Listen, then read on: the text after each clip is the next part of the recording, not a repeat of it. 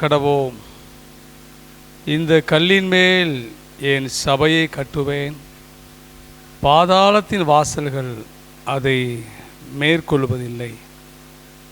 மகா கிருபையும் இரக்கத்தில் ஐஸ்வர்யமுள்ள எங்கள் அன்பின் பரலோக பிதாவே, நீர் கிருபையாய் தந்த மனமகிழ்ச்சி நாளுக்காக இந்த மதியான பரிசுத்த திருவிருந்த ஆராதனைக்காய் நன்றி செலுத்துகிறோம். இந்த ஆராதனை நீர் நடுவிலே பிரசன்னராக இருந்து அப்பத்தை பிற்கையில் உண்மையே வெளிப்படுத்தி இந்த ஆராதனை ஆசீர்வாதமாக தர வேண்டும் என்று இயேசு கிறிஸ்து மூலமாய் வேண்டிக் கொள்கிறோம் நல்ல பிதாவே.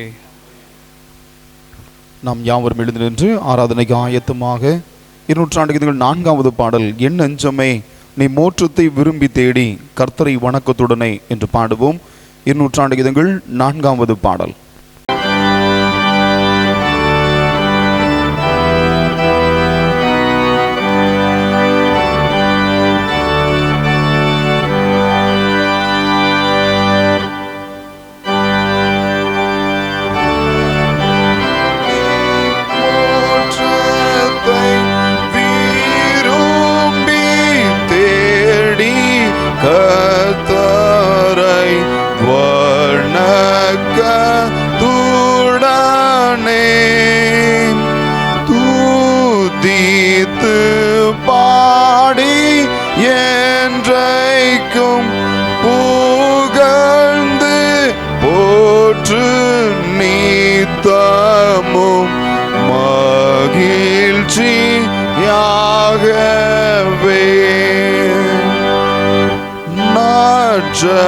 நட்சத்திரங்கள் சாந்திரன் வெம் காந்தி சுவைசும் சூரியன் ஆகாச சேனைகள் மீன் மேகம் காற்று மாறியே வானங்களை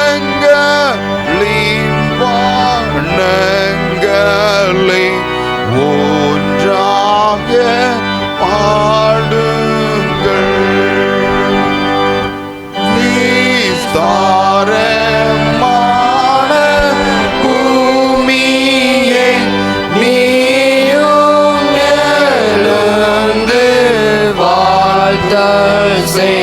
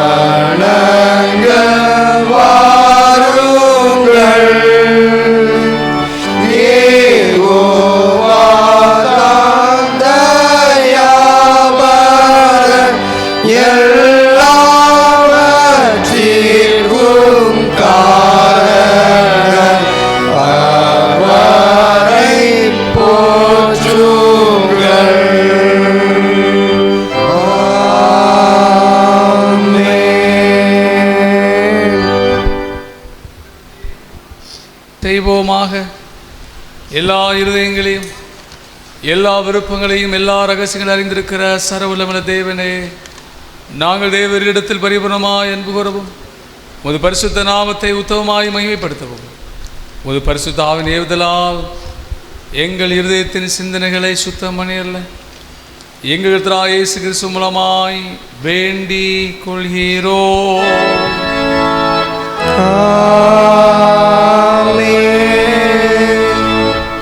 பரிசுத்த தேவனின் நித்தியமானவா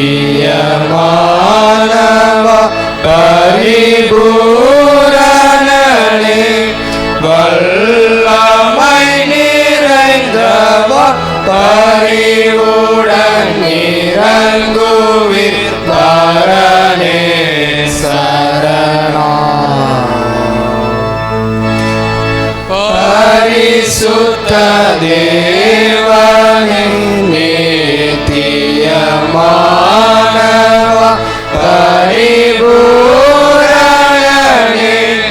வல்லமை நிறைந்தவா பரிவுடன் இறங்குவின் பரணே சரணா பரிசுத்த தேவனே நித்தியமானவா பரிபூரணனே வல்லமை நிறைந்தவா பரிவுடன் இறங்குவீர் பரணே சரணா. நம்முடைய கர்த்தராகிய இயேசு கிறிஸ்து சொன்னதாவது, நம்முடைய தேவனாகிய கர்த்தர் ஒருவரே கர்த்தர். உன் தேவனாகிய கர்த்தரிடத்தில் உன் முழு இருதயத்தோடும் உன் முழு ஆத்துமாவோடும் உன் முழு மனதோடும் உன் முழு பலத்தோடு அன்பு கூறுவாக என்பதே பிரதான கற்பனை. இதற்கொப்பாயிருக்கிற இரண்டாம் கற்பனை என்னவென்றால், உன்னிடத்தில் நீ அன்பு கூறுவது போல் பிறனிடத்திலும் அன்பு கூறுவாக என்பதே. இவைகளில் பெரிய கற்பனை வேறொன்றுமில்லை. இவ்விரண்டு கற்பனைகளிலும் நியாயப்பிரமாண முழுமையும் தீர்க்க தரிசனங்களும் அடங்கியிருக்கிறது என்பதே. கர்த்தாவே எங்களுக்கு இறங்கி கருத்துடனே இந்த பிரமாணத்தை கைக்கொள்ள இதயத்தை அருளும். பிரியமானவர்களே, நாம் இப்பொழுது தேவனுடைய மகா பரிசுத்த வசனத்தை கேட்கவும் அவனுடைய சரீரத்தையும் அவருடைய திரு இரத்தத்தையும் பெற்றுக்கொள்ளும்படியாய் இங்கே கூடி வந்திருக்கிறோம். உத்தம மனஸ்தாபத்தோடு உண்மையான விசுவாசத்தோடு ஆண்டவரிடத்தில் கிட்டி சேருவதற்காக அவனுடைய கிருபையை தேடி நாம் யாரும் முழங்கால் படியிட்டு மௌனமாக நம்மை நாமே சோதித்து அறிவோமாக.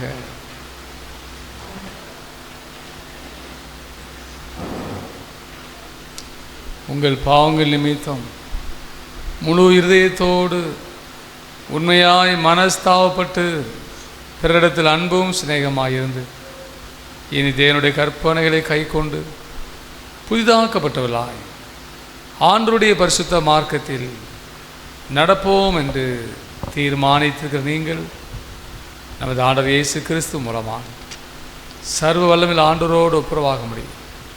உங்கள் பாவங்களை மனத்தாழ்மையாய் அறிக்கை செய்யுங்கள். யாவது சேர்ந்து சொல்லுவோம். மனதுருக்கத்தின் ஆண்டவரே,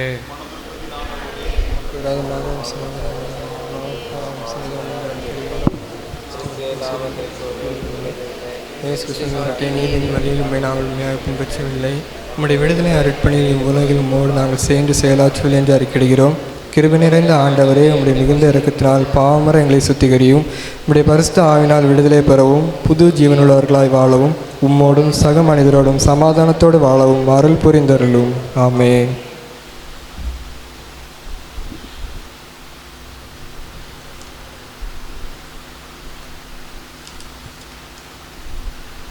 இயேசு கிறிஸ்துவின் மூலமாக தம்மிடத்தில் உண்மையாய் மனந்திரும்புகிற யாவருக்கும் அருளப்படுகிற கிருபை நிறைந்த தேவ வசனங்களை கேளுங்கள்.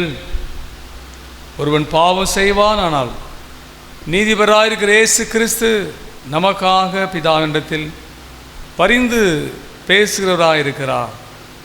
நம்முடைய பாவங்களை நிவர்த்தி செய்கிற கிருபாதர பலி அவரே.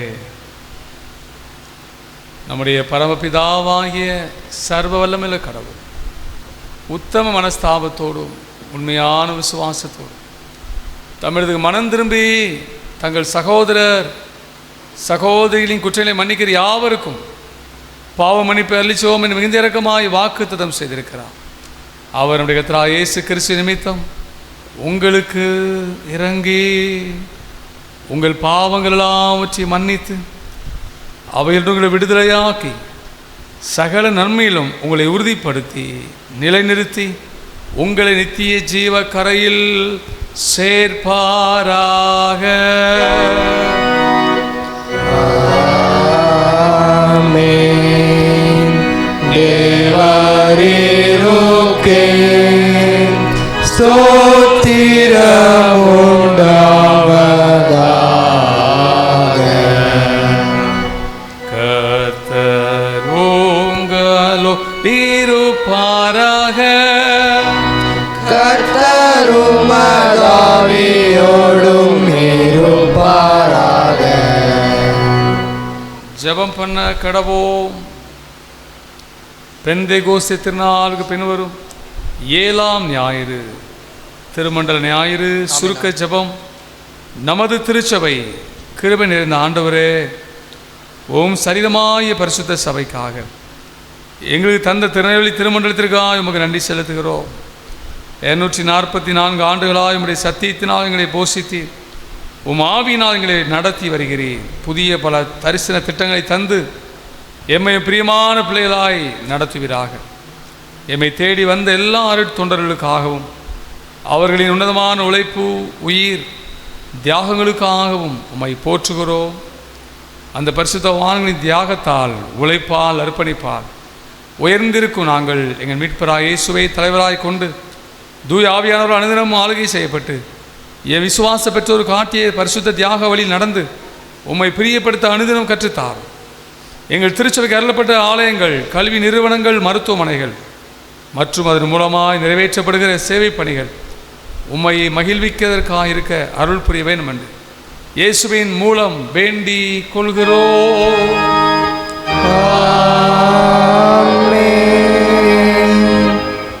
உட்கார்வோம். வேத பாடம் வாசிக்க கேட்போம். தெரிந்துகொள்ளப்பட்ட நிருப வாக்கியம் எபிரேயருக்கு எழுதின நிருபம் 3ஆம் அதிகாரம் வசனங்கள் 12 முதல் அதிகாரம் முழுவதும்.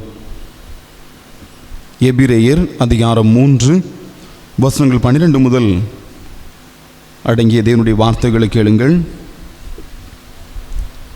சகோதரரை, ஜீவனுள்ள தேவனை விட்டு விலகுவதற்கு ஏதுவான அவிசுவாசமுள்ள பொல்லாத இருதயம் உங்களில் ஒருவனுக்குள்ளும் இராதபடிக்கு நீங்கள் எச்சரிக்கையாயிருங்கள். உங்களில் ஒருவனாகிலும் பாவத்தின் வஞ்சனையினாலே கடினப்பட்டு போகாதபடிக்கு இன்று எண்ணப்படும் அளவும் நாடோறும் ஒருவருக்கொருவர் புத்தி சொல்லுங்கள். நாம் ஆரம்பத்திலே கொண்ட நம்பிக்கையை முடிவு பரிந்தும் உறுதியாய் பற்றி கொண்டிருப்போம் ஆகில் கிறிஸ்துவனிடத்தில் பங்குள்ளவர்களாயிருப்போம். இன்று அவருடைய சத்தத்தை கேட்பீர்கள் ஆகில் கோபமூட்டுதலில் நடந்தது போல உங்கள் இருதயங்களை கடினப்படுத்தாதீர்கள் என்று சொல்லி இருக்கிறதே. கேட்டவர்களில் கோபமூட்டினவர்கள் யார்? மோசையினால் எகிப்திலிருந்து புறப்பட்ட யாவரும் அப்படி செய்தார்கள் அல்லவா? மேலும் அவர் 40 வருஷமாய் யாரை ஆரோசித்தான்? பாவம் செய்தவர்களை அல்லவா? அவருடைய சவங்கள் வனாந்திரத்தில் விழுந்து போயிற்றே. பின்னும் என்னுடைய இளைப்பாறுதலை பிரவேசிப்பதில்லை என்று அவர் யாரை குறித்து ஆணையிட்டார்? கீழ்ப்படியாதவர்களை குறித்தல்லவா? ஆதலால் அவிசுவாசத்தினாலே அவர்கள் அதில் பிரவேசிக்க கூடாமற் போனார்கள் என்று பார்க்கிறோம். இது ஆண்டவரின் திருவார்த்தை. ஸ்தோத்திரம் உண்டாவதாக. தேவரீருக்கே ஸ்தோத்திரம் உண்டாவதாக. பரிசுத்த மத்தேயு எழுதின சுவிசேஷம் 16ஆம் அதிகாரம் வசனங்கள் 13 முதல். பின்பு இயேசு பிலிப்பு செசரியாவின் திசைகளில் வந்தபோது தம்முடைய சீஷரை நோக்கி, மனுஷகுமாரனாகிய என்னை ஜனங்கள் யார் என்று சொல்லுகிறார்கள் என்று கேட்டார். அதற்கு அவர்கள், சிலர் உம்மை யோவான் ஸ்நானன் என்றும், சிலர் எலியா என்றும், வேறு சிலர் எரேமியா அல்லது தீர்க்க தரிசிகளில் ஒருவர் என்றும் சொல்லுகிறார்கள் என்றார்கள். அப்பொழுது அவர், நீங்கள் என்னை யார் என்று சொல்லுகிறீர்கள் என்று கேட்டார். சீமோன் பேதுரு பிரதியுத்தரமாக, நீ ஜீவனுள்ள தேவனுடைய குமாரனாகிய கிறிஸ்து என்றார். இயேசு அவனை நோக்கி, யோனாவின் குமாரனாகிய சீமோனே, நீ பாக்கியவான். மாம்சமும் இரத்தமும் இதை உனக்கு வெளிப்படுத்தவில்லை, பரலோகத்தில் இருக்கிற என் பிதா இதை உனக்கு வெளிப்படுத்தினார்.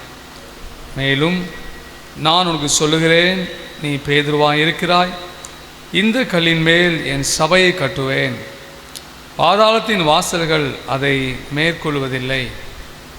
பரலோக ராஜ்யத்தின் திறவுகோல்களை நான் உனக்கு தருவேன். பூலோகத்திலே நீ கட்டுகிறது எதுவோ அது பரலோகத்திலும் கட்டப்பட்டிருக்கும். பூலோகத்திலே நீ கட்டவிழ்ப்பது எதுவோ அது பரலோகத்திலும் கட்டவிழ்க்கப்பட்டிருக்கும் என்றார் என்பது.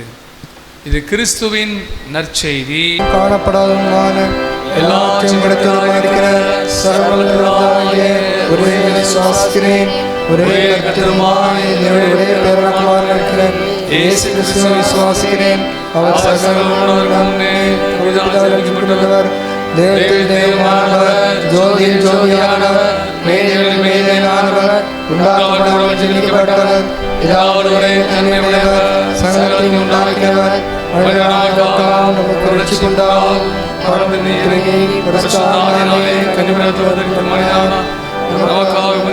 காலத்தில் சிலையில் அறிந்து பாடுபட்டு அடக்கமிடப்பட்டார்.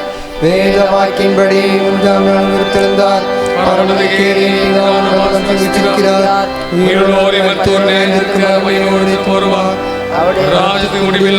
கர்த்தருமாய் ஜீவனை கொடுக்கிறவருமாய் பிதாவின் குமாரன் பிறப்பிக்கிறவருமாய் பிதாவோடு குமாரன் கூட தொழுது ஸ்தோத்திரிக்கப்படுகிறவருமாய் தீர்க்கதரிசிகள் மூலமாய் இருக்கிற பரிசுத்த விசுவாசிக்கிறேன். ஒரே பரிசுத்த பொதுவான அப்போஸ்தலர் திருச்சபையினுடைய விசுவாசிக்கிறேன். பாவ மன்னிப்புக்கு நினைக்கப்பட்ட ஒரே ஞானஸ்நானத்தை ஏற்கிறேன். மரித்தோர் உயிர்த்தெழுதலும் மறுமைக்குரிய ஜீவனுடன் காத்திருக்கிறேன்.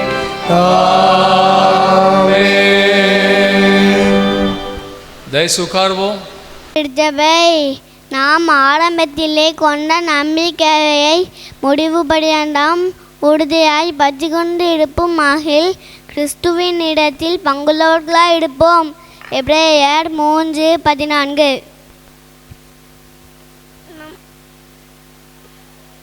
நமது திருச்சபை நாம் ஆராதிக்கும் ஆரம்பத்திலே கொண்ட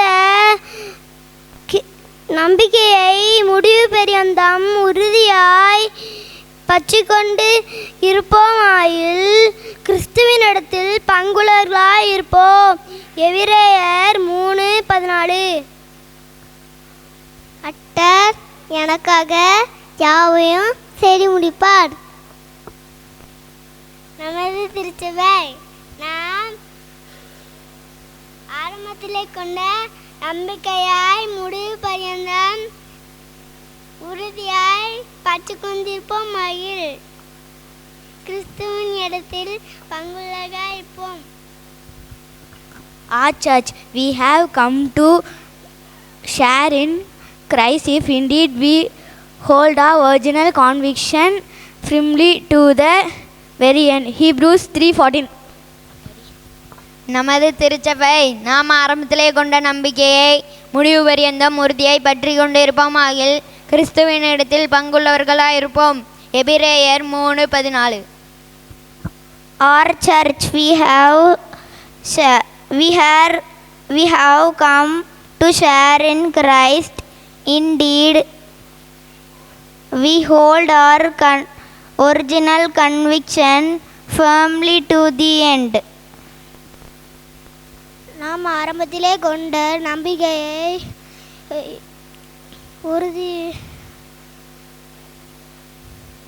முடிவு பரியந்தம் பெற்று கொண்டிருப்போம் ஆகிய கிறிஸ்துவின் இடத்தில் பங்குள்ளவர்களாய் இருப்போம். நமது திருச்சபை நாம் ஆரம்பத்திலே கொண்ட நம்பிக்கையை முடிவு பரியந்தம் உறுதியாய் பற்றி கொண்டிருப்போம் ஆகில் கிறிஸ்துவினிடத்தில் பங்குள்ளவராய் இருப்போம். எபிரேயர் 3:13. நமது திருச்சபை நம்ம ஆரம்பத்திலே கொண்ட நம்பிக்கையை முடிவறிந்தாம் உறுதியாய் பற்றி கொண்டிருப்போம் ஆகில் கிறிஸ்துவினிடத்தில் பங்குள்ளவராய் இருப்போம். எபேசியர் 3:14. நாம் ஆரம்பத்திலே கொண்ட நம்பிக்கையை முடிவு பரிந்தும் உறுதியாய் கொண்டிருப்போமாகில் பற்றி கொண்டிருப்போமாகில் கிறிஸ்துவினிடத்தில் பங்குள்ளவர்களாய் இருப்போம். எபிரேயர் 3:14. நாம் ஆரம்பத்திலே கொண்டிருந்த நம்பிக்கையை முடிவு பரியந்தம் உறுதியாய் பற்றி கொண்டு இருப்போமாகில் கிறிஸ்துவினிடத்தில் பங்குள்ளவர்களாய் இருப்போம். எபிரேயர் 1:10. நமது திருச்சபையை நாம் ஆரம்பத்திலே கொண்ட நம்பிக்கையை உறுதியாய் பற்றி கொண்டிருப்போமாகில் கிறிஸ்துவினிடத்தில் பங்குள்ளவர்களாய் இருப்போம். எபிரேயர் 3:14. நாம் ஆரம்பத்திலே கொண்ட நம்பிக்கையை முடிவு பரியந்தம் உறுதியாய் பற்றி கொண்டிருப்போமாயில் கிறிஸ்துவினிடத்தில் பங்குள்ளவர்களாய் இருப்போம். எபிரேயர் 3:14. நாம் ஆரம்பத்திலே கொண்ட நம்பிக்கையை முடிவு பரியந்தம் உறுதியாய் பற்றி கொண்டிருப்போம் ஆகில் கிறிஸ்துவின் இடத்தில் பங்குள்ளவர்களாய் இருப்போம். எபிரேயர் 3:14. வார்த்தையை கேட்பதற்கு ஆயத்தமாக 399வது பாடல் வளர்ந்தே பெருகுக என்றே உள்ள மகிழ்ந்தே புகழ்ந்திட வாரீர் என்ற பாடலை பாடி அவனுடைய வார்த்தை கேட்பதற்கு நாம் ஆயத்தமாகுவோம்.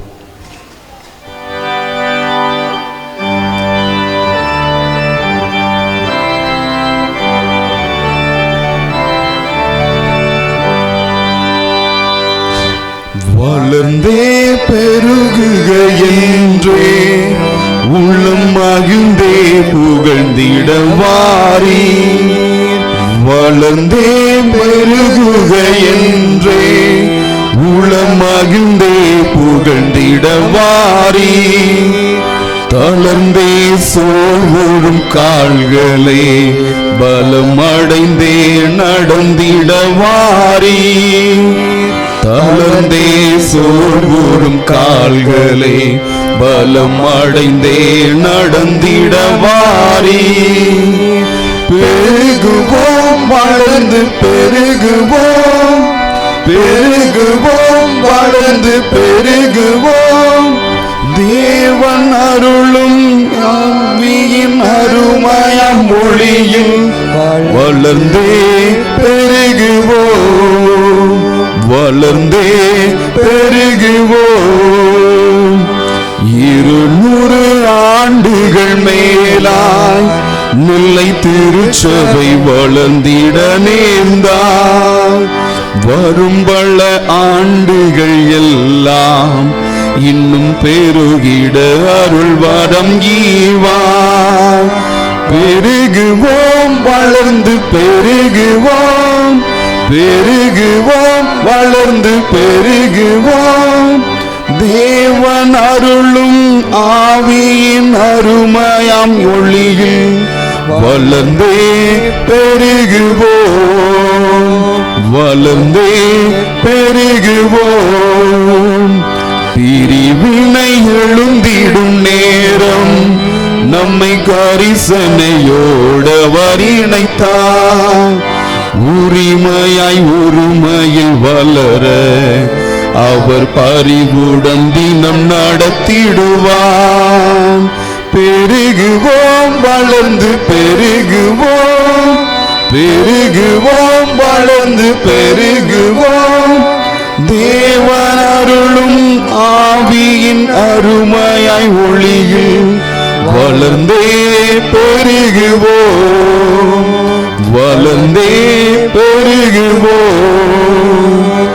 தூய்மையில் தவறிய வேலை நம்மை தூயவர் தூக்கியை எடுத்தார். தாய்மையின் கரம் கொண்டு மேலும் நம்மை தாங்கிய தினம் அணைத்திடுவார். பெருகுவோம் வளர்ந்து பெருகுவோம், பெருகுவோம் வளர்ந்து பெருகுவோம். தேவன் அருளும் ஆவியின் அருமையாம் ஒளியில் வளர்ந்தே பெருகுவோம், வளர்ந்தே பெருகுவோம். ஒளியன உலகினில் வந்தார், நம்மை ஒளியன விளங்கிட அழைத்தார். ஒளி தரும் தீபங்களாக என்றும் ஒளிர்ந்திட ஓடிய வாரி. பெருகுவோம் வளர்ந்து பெருகுவோம், பெருகுவோம் வளர்ந்து பெருகுவோம். தேவன் அருளும் ஆவியின் அருமை உண்மையாம் ஒளியில் வளர்ந்தே பெருகுவோம். உட்கார்வோம். ஆண்டவரும் அருமை இரட்சகருமாகிய இயேசு கிறிஸ்துடைய இனிதான நாமத்தினாலே கூடி வந்திருக்கிற யாவரையும் மிகுந்த அன்போடு நான் வாழ்த்துகிறேன். அவருடைய கிருபையும் சமாதானமும் உங்கள் வாழ்க்கையிலே பெருகுவதாக. ஆமென். அல்லேலூயா. சந்தோஷமாக சொல்லுங்கள் அல்லேலூயா. சர்ச்சில் ரொம்ப இடம் கேப்பாக இருக்குது. இது விசேஷமாக எனக்கு தெரில. சரி, கர்த்தர் நல்லவர். ஒருவேளை காலையில் வந்துட்டு போயிருப்பாங்கன்னு நினைக்கிறேன். இந்த நாளில் நாம் தியானிக்கும்படியாய் நமக்கு கொடுக்கப்பட்ட தலைப்பு நமது திருச்சபை. ஆமென். இதற்கு ஆதாரமாக எபிரேயர் 3:14 நாம் ஆரம்பத்திலே கொண்ட நம்பிக்கையை முடிவு பரிந்த உறுதியாய் பற்றி கொண்டிருப்போம் ஆகில் கிறிஸ்துவினிடத்தில் பங்குள்ளவர்களாயிருப்போம். ஒரு நிமிடம் கண்களை மூடி நாம் ஜெபிப்போம். பரலோக பிதாவே, உம்முடைய வார்த்தை வல்லமை ஜீவன் உள்ளதப்பா. உம்முடைய வார்த்தை மூலமாக எங்களோடு நீர் பேசும். நீர் பேசு, நாங்கள் கேட்கிறோம். இயேசுவின் மூலம் ஜெபிக்கிறோம் பிதாவே. திருச்சபை என்றால் என்ன? இன்னைக்கு நமக்கு ஒரு புரிந்து கொள்ளுதல் அவசியம் தேவைப்படுகிறது. சர்ச்சுனா உடனே நாம் இப்படி ஒரு கட்டிடம், ஒரு பெரிய கோபுரம், அதை நாம் சபை என்று சொல்லுகிறோம். வேதம் என்ன சொல்லுகிறது? இயேசு கிறிஸ்து பவுலோடு பேதுரோடு பேசும்போது, இந்த கல்லின் மேல் என் சபையை கட்டுவேன். இந்த கல்லா? விலையேறப்பட்ட மூளைக்கல் இயேசுவா? தன்னை குறித்து அப்படி சொன்னார். இந்த கல்லின் மேல் என் சபையை கட்டுவேன், பாதாளத்தின் வாசல் அதை மேற்கொள்ள முடியாது. சபை என்றால் இங்கு கிரேக்க பதத்தில் எக்லிசியா என்று சொல்லப்படுகிறது. ஒன்றிலிருந்து பிரித்தெடுக்கப்பட்டது, பிரித்தெடுக்கப்பட்ட கூட்டம். ஆண்டவரை ஆராதிக்கும்படியாக பிரித்தெடுக்கப்பட்ட கூட்டமாய் நாம் கூடி வந்திருக்கிறோமே, இதுதான் சபை. அல்லேலூயா. இந்த கட்டிடம் நாம் உட்கார்ந்து ஆண்டுடைய சமூகத்திலே ஆராதிப்பதற்கு தான் ஒழிய இதை சபையாய் நாம் எழுத்துப்பூர்வமாய் எண்ணிவிடக்கூடாது. பேதுரு நிருபத்தில் எழுதுகிறார், அந்தகாரத்திலிருந்து ஆச்சரியமான ஒளியிடத்திற்கு வரவழைத்தருடைய புண்ணியங்களை அறிவிக்கும்படிக்கு நீங்கள் எல்லாரும் தெரிந்து கொள்ளப்பட்ட சந்ததி, ராஜரிகமான ஆசாரி கூட்டம், பரிசுத்த ஜாதி, அவருக்கு சொந்த ஜனம். அப்போஸ்தலருடைய புத்தகத்தில் அங்கு வேதம் சொல்லுகிறது, 20:18 என்கிற, அவர் தேவன் தம்முடைய சுய இரத்தத்தினாலே சம்பாத்தியம் பண்ணி கொண்ட சபை. உங்களை என்னை ஆண்டவர் சும்மாலாம் அழைக்கிறாங்க. தம்முடைய இரத்தத்தை, உதிரத்தை ஊற்றி உங்களை என்னை ஆண்டவர் பர்ச்சேஸ் பண்ணியிருக்கிறார். நீங்கள் ஒரு பணத்தை கொடுத்து ஒரு வீட்டை வாங்கினீங்கன்னா அதுக்கு எவ்வளோ முக்கியத்துவம் கொடுப்பீங்க சொல்லுங்கள் பார்ப்போம். அதே மாதிரி ஆண்டவர் தம்முடைய உதிரத்தை ஊற்றி கொடுத்து உங்களையும் என்னையும் விலைக்கரைமாய் வாங்கியிருக்கிறார். அது மாத்திரமல்ல, சபை என்றால் என்ன?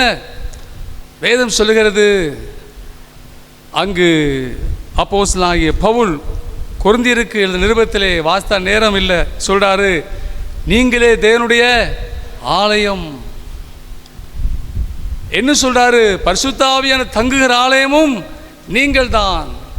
நம்முடைய சரீரம் தாங்க இயேசு கிறிஸ்து தங்கி தாவரிக்கிற ஆலயம். பரிசுத்த ஆவியானவர் தங்கி தாவரிக்கிற ஆலயமாய் நாம் திகழ்கிறோம். அவர் நம்முடைய சரீரம்தான் ஆண்டவர் தங்குகிற ஆலயம். அவைதான் பவுல் சொன்னார், நீங்கள் தான் நடமாடும் நிருபங்கள்.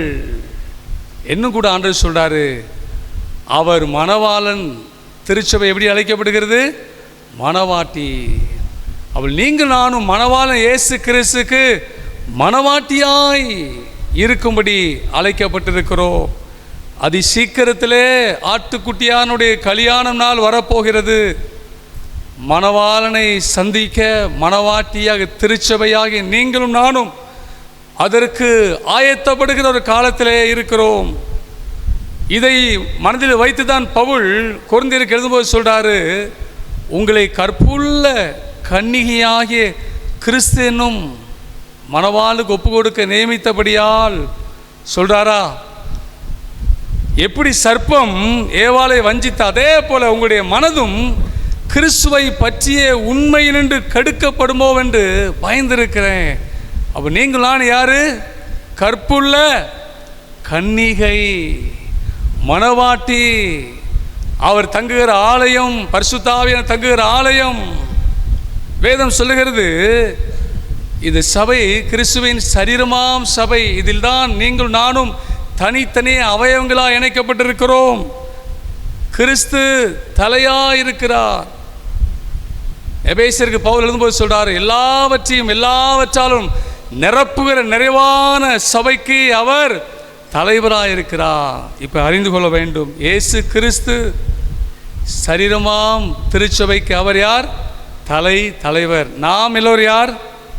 தனித்தனியே அவயவங்களாக இருக்கிறோம். இதுதான் சபைக்கு சபைன்னு சொன்னால் அர்த்தங்க. இதை தான் மனதில் வைத்து பவுல் 1 கொரிந்தியர் 12ஆம் அதிகாரத்தில் அழகாய் சொல்லுகிறார். அங்கு அதை ஒரு நிமிடம் திருப்பி கொள்ளுங்க. அங்கு அழகாய் அவர் எழுதி வைத்திருக்கதை பார்க்க முடியும். 1 கொரிந்தியர் 12ஆம் அதிகாரம் அங்கே பாருங்க. நாம் யூதரா 12 எப்படி எனில் சரீரம் ஒன்று, அதற்கு அவயவங்கள் அநேகம், ஒரே சரீரத்தின் அவயவங்களெல்லாம் அநேகமாக இருந்தும் சரீரம் ஒன்றாகவே இருக்கிறது. அந்த பிரகாரமாக கிறிஸ்துவும் இருக்கிறார். நாம் யூதராயினும், அடுத்த வசனம், கிரேக்கராயினும் சியாதீனராயினும் எல்லாரும் ஒரே ஆவியினால் ஒரே சரீரத்துக்குள்ளாக ஞானஸ்நானம் பண்ணப்பட்டு எல்லாரும் ஒரே ஆவிக்குள்ளாகவே தாகம் தீர்க்கப்பட்டோம். அடுத்த வசனம் பாருங்க, சரீரமும் ஒரே அவயவமாயிராமல் அநேக அவயவங்களாக இருக்கிறது.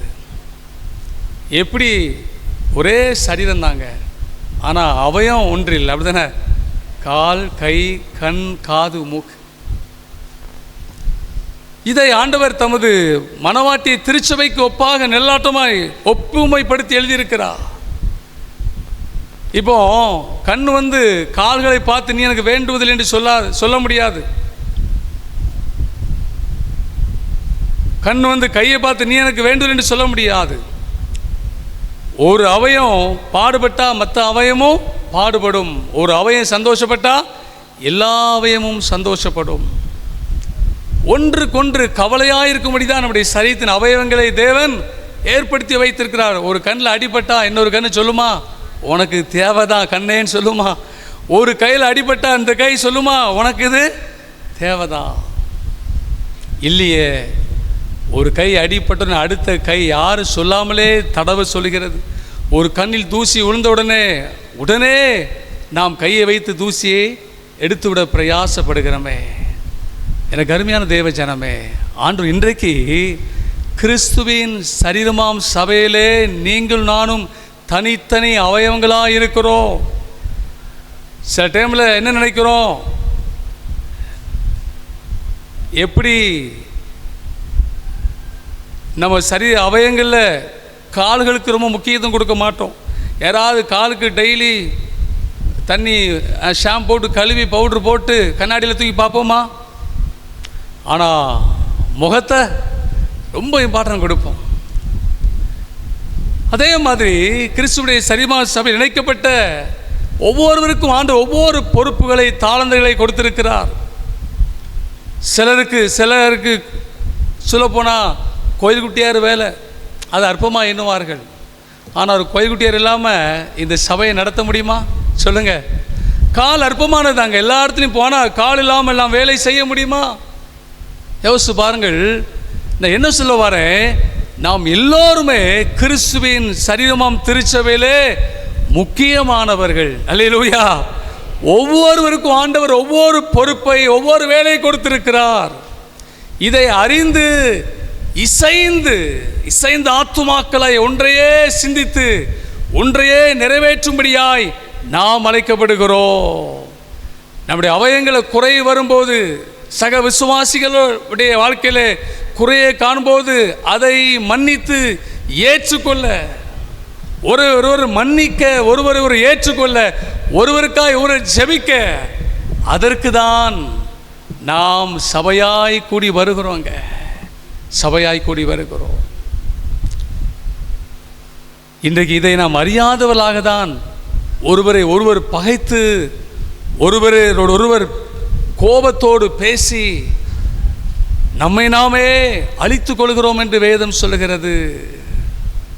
எனக்கு அருமையானவர்களே, நாம் ஒருவரோடு ஒருவர் சண்டை போடுவதற்காக, பகைப்பதற்காக அல்ல, யாவரோடு சமாதானமாக இருக்கவும், ஒருவரை ஒருவர் நேசிக்கவும், ஒருவரை ஒருவர் தாங்கவும், ஒருவருக்கு ஒரு உதவி செய்யும்படியாக நாம் அழைக்கப்பட்டிருக்கிறோம்.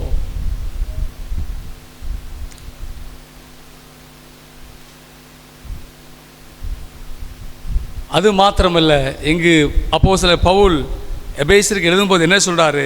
சபையானது பக்தி விருத்தி அடைய வேண்டிய எபேசியர் 4:11 நான் வாசிக்கிறேன்.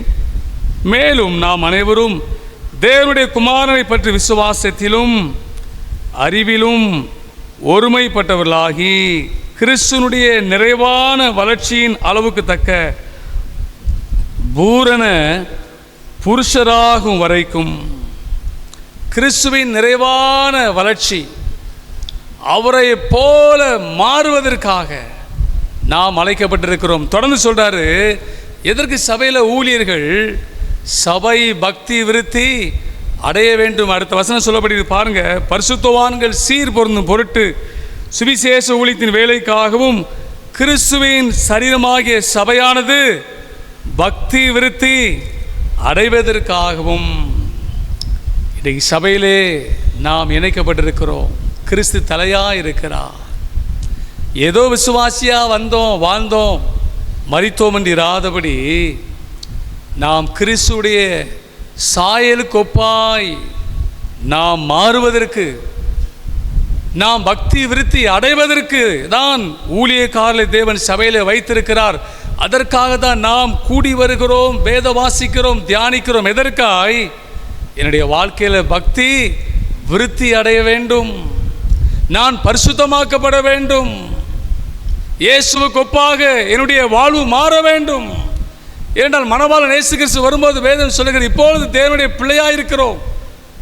யோவான் 1 அப்படிதான் சொல்லுகிறது. அவருடைய நாமத்தின் மேல் அவரை ஏற்றுக்கொண்டவர்கள் எத்தனை பேர்கள், அத்தனை பேர்களும் தேவனுடைய பிள்ளைகள். பிள்ளைகளாகவே இருப்பவன் எண்ணி விடாதீர்கள். இயேசு மணவாளன் வரும்போது அவர் இருக்கிற வண்ணமாகவே நாம் அவரை தரிசிப்பதினால் அவருக்கு ஒப்பாயிருப்போம் என்று அறிந்திருக்கிறோம். இந்த நம்பிக்கை உடையவர்கள் வேதம் சொல்கிறது, அவர் சுத்தமுள்ளவராக இருக்கிறது போல தன்னையும் சுத்திகரித்துக் கொள்கிறார். ஐயா, மணவாளனை சந்திப்பதற்கு தான் நாம் ஆவலோடு காத்திருக்கிறோம். அதற்காக தான் நமக்கு சபை கூடி வருதல், அதற்காக தான் சபையிலே ஊழியர்கள், 5 விதமான ஊழியர்கள். ஏன் நம்ம ஒவ்வொரு மாதமும் ஊழியர்களை கூட்டி கொண்டு வரோம்? சிலர் சொல்கிறாங்க, உபதேசியாக இருக்கார், 5 ரூபா நீங்களே பேச வேண்டியதானே. ஐயா, வேதம் என்ன சொல்கிறது? 5 வகையான ஊழியர்களையும் சபை பக்தி விருத்தி அடைவதற்காய் தேவன் வைத்திருக்கிறார். அப்போஸ்தலர்களுக்கு ஒரு கிருபை, தீர்க்கதரிசிக்கு ஒரு கிருபை, போதகர்களுக்கு ஒரு கிருபை, சுவிசேஷனுக்கு ஒரு கிருபை, எங்களை போன்ற மேய்ப்பர்களுக்கு ஒரு கிருபை. தீர்க்கதரிசிக்கு கிருபை எனக்கு இருக்காது.